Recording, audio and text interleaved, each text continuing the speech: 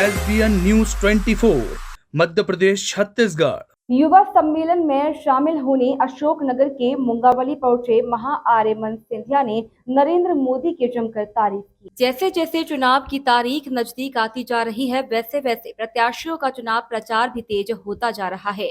Guna Shivpuri Lok Sabha seat से BJP प्रत्याशी ज्योतिरादित्य सिंधिया का पूरा परिवार भी अब चुनावी मैदान में उतर गया है। जहां बीते दिनों उनकी धर्मपत्नी प्रियदर्शनी राजे मुंगावली दौरे पर पहुंची थी, तो आज युवा सम्मेलन में शामिल होने उनके बेटे महाआर्यमन सिंधिया मुंगावली पहुंचे, जहां उन्होंने सबसे पहले नगर परिषद कार्यालय के सामने स्थित माधवराव सिंधिया की प्रतिमा पर फूलमाला पहनाई और उन्हें नमन किया। दरअसल युवा सम्मेलन में शामिल होने मुंगावली पहुंचे महाआर्यमन सिंधिया का बीजेपी कार्यकर्ताओं ने जमकर स्वागत किया। इस दौरान उन्होंने कार्यक्रम को संबोधित करते हुए नरेंद्र मोदी की जमकर तारीफ की। उन्होंने कहा, रामायण कथा में एक प्राकृतिक दवा थी, इस प्राकृतिक दवा का नाम है संजीवनी। जब हनुमान जी भगवान जाके पूरा पहाड़ उठाकर लक्ष्मण भगवान के पास आते हैं और उसकी जड़ी बूटी बनाकर उन्हें होश में लाते हैं, इसी तरह हमारे प्रधानमंत्री नरेंद्र मोदी ने हमारे भारत को होश में लाया है। जिस तरीके से विकास, जिस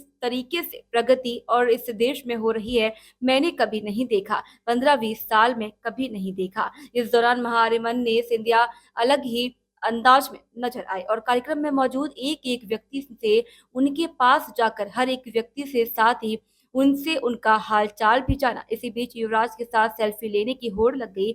जहां कार्यक्रम इस सेल्फी पॉइंट दिखाई देने लगा, युवाओं के साथ साथ हर एक व्यक्ति युवराज के साथ सेल्फी लेता नजर आया। वहीं महाआर्यमन सिंधिया भी लोगों के बीच जमकर सेल्फी खिंचवाते दिखाई दिए। वाले मुझे पूछ रहे थे कि भैया आप थकते नहीं हो, इतने लोगों से मिलते हो, इतने कार्यक्रम में जाते हो, आप थकते नहीं हो, अभी भी आप मुस्कुरा रहे हो। तो मैंने कहा, अरे इतने प्यार से, इतने दमदार जोश से अगर मेरे प्यारे परिवार के साथियों मुझे ऐसे इस तरह मिलेंगे तो कहाँ जाएगी मेरी शक्ति? भाई इनके पास ही तो जाएगी। मेरे युवा साथियों, जिस तरीके से इस जोश के साथ मैंने उनको आज देखा है, मेरे मुझ में वो जोश आ गई है, मुझ में वो शक्ति आ गई है। मैं आपके साथ जुड़ना चाहता हूं, मैं आपको मिलना चाहता हूं, मैं आपके बीच आना चाहता हूं। इसलिए मैं इस मंच से खाली 2-3 मिनट बोलूंगा, दूसरा समय मैं आपके बीच में आना चाहूंगा। मैं हर व्यक्ति को मिलना चाहूंगा, मैं आपका परिचय जानना चाहूंगा, क्योंकि ये होता है प्रगति और विकास। एक एक व्यक्ति को जानना, एक एक व्यक्ति को मिलना। लेकिन उससे पहले चुनाव का माहौल है, तो 2-3 चीजें तो चुनाव के बारे में कहने पड़ेंगे, है ना? देखिए, आज मैं 2 व्यक्ति के बारे में बात करूंगा। पहला व्यक्ति एक कथा के बारे में मुझे याद दिला। सबने रामायण पढ़ा या सुना है कि नहीं? अरे यार, सुनाई नहीं दे रहा। सुना है कि नहीं? उसमें कथा में एक प्राकृतिक दवा होती है। इस प्राकृतिक दवा का नाम है संजीवनी। जब हनुमान जी भगवान जाके ये पूरा पहाड़ उठा के लक्ष्मण भगवान के पास लाते हैं और इसकी जड़ी बूटी बना के उनको होश में लाते हैं, इसी तरह हमारे प्रधानमंत्री श्री नरेंद्र मोदी जी ने हमारे भारत को होश में वापस लाया है। जिस तरीके से विकास, जिस तरीके से प्रगति इस देश में हो रही है, तीव्र गति से, मैंने कभी नहीं देखा। 15-20 साल में कभी नहीं। जो पहले 20-50 साल लगते थे, वो 1-2 साल में हो रहा है। ये सब आपके लिए, उनके लिए युवा के प्रति बहुत प्रेम, बहुत प्यार। वो जानते हैं कि अगर इस देश की अर्थव्यवस्था को आगे बढ़ना है तो युवा शक्ति उसको आगे बढ़ाएगा। आप लोग इस देश को आगे बढ़ाओगे।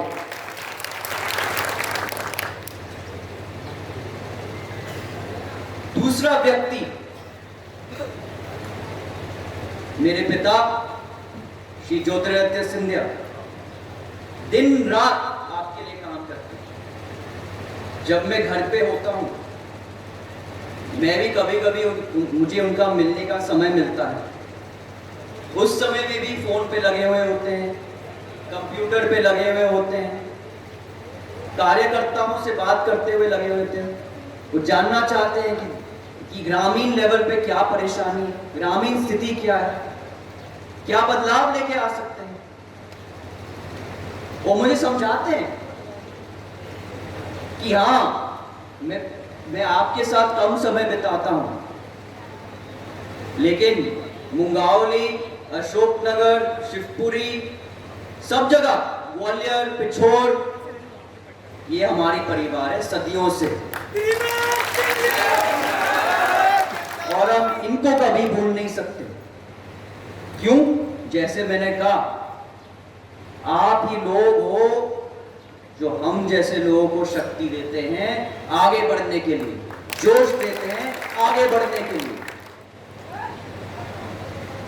पिछले 2 साल में अगर मैं बात करूं, कितनी प्रगति हुई है ग्वालियर में।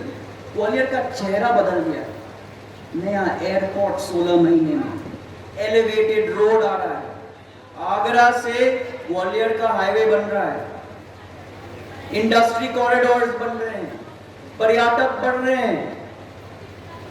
इसी तरह हम इस क्षेत्र को का शक्ल बदलना चाहते हैं। जो पिछले 5 साल और 10 साल में नहीं हुए, हम 5 या 2 साल में करके दिखाएंगे।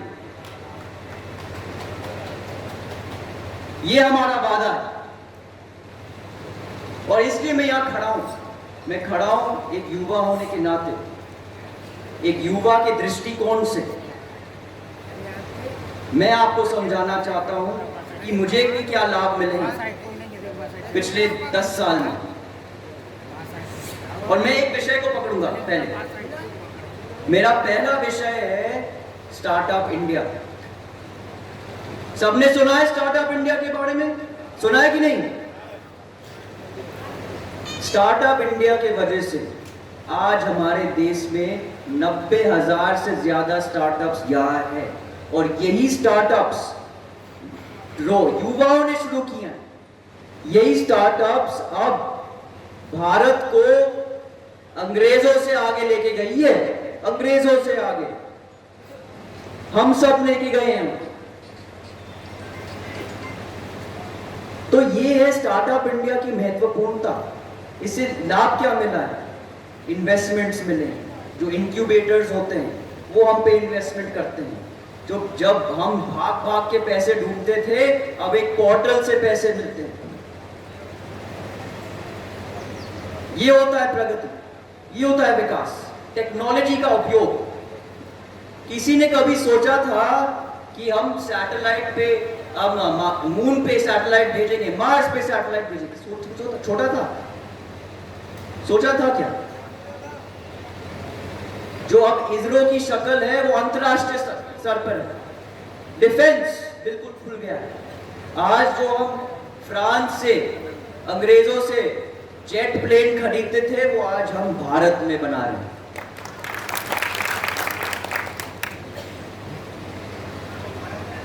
तो इसलिए इस मंच से मैं अपने युवा साथियों से निवेदन करना चाहूंगा, 5 साल में एक बार हमें मतदान देने की जिम्मेदारी आती है। इस बार हमें जोरदार जोश से मतदान देना है, रिकॉर्ड्स पूरे देश में तोड़ना है। आप तोड़ोगे कि नहीं? आवाज ही नहीं आ रही यार, तोड़ोगे कि नहीं? मैं आशा करता हूं कि ये आपका वादा आप पालेंगे। पर एक और छोटा सा निवेदन है, और मैं ये हर क्षेत्र में कह रहा हूं, एक काम है जो हम सबको साथ में करना पड़ेगा। विकास और प्रगति हम लाएंगे, लेकिन एक काम है जो आपको और हमको दोनों साथ में करना पड़ेगा। वो चीज है स्वच्छ भारत को गुना, शिवपुरी और अशोकनगर में लेके आऊंगा। स्वच्छ भारत एक बहुत ही